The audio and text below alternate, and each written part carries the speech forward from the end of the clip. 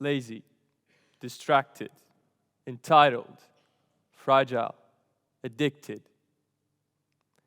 These are some of the words most often used to describe my generation. And if this is what you believe, then everything I'm about to say will sound wrong.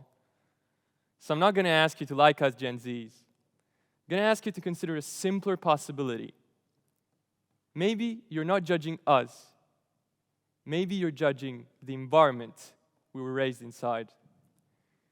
So I was lucky enough to travel around the world, study abroad, and meeting Gen Zs from very different backgrounds. And every time, the same conversations kept coming back. And the message is pretty simple. We're better than you think. Now, I know what you're thinking. Every 17-year-old in the history of the world has believed that. And you're right.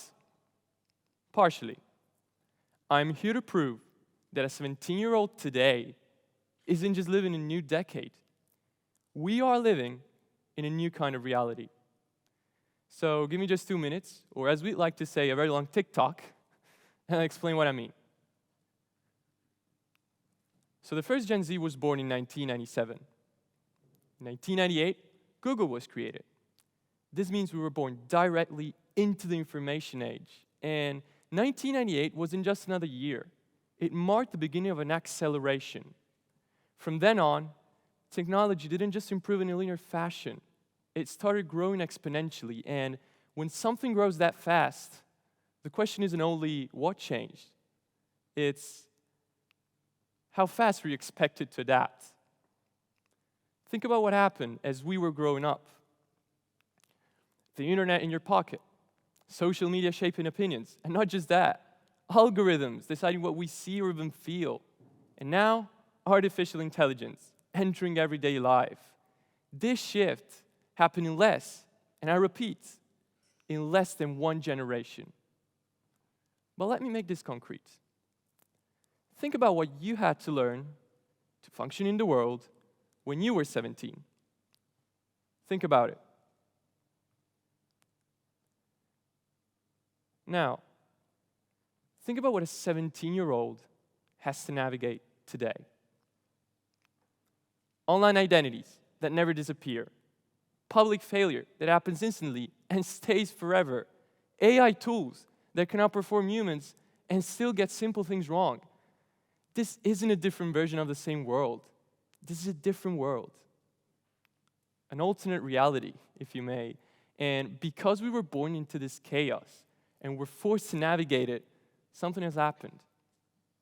We became the first generation ever that is extremely better than the previous ones at 3 things: digital systems, social media, and AI. And this fact leads to a very simple question. Who taught us? Who taught us to navigate all of this? Teachers? Parents? Let me ask you this. How many of the previous generations are good at digital systems? Not many, right? Social media? Barely few. AI?